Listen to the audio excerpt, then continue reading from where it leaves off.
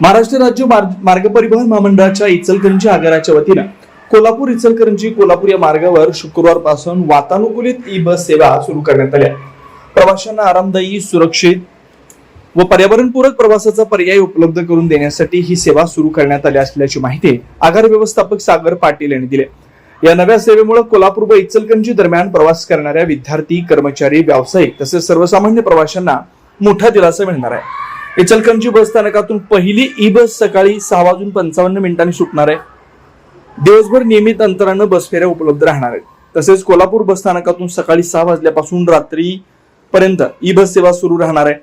या वातानुकूलित ई बस सेवेत महिला, ज्येष्ठ नागरिक, अमृत ज्येष्ठ नागरिकांना राज्य परिवहन महामंडळाच्या सवलती लागू राहणार आहेत।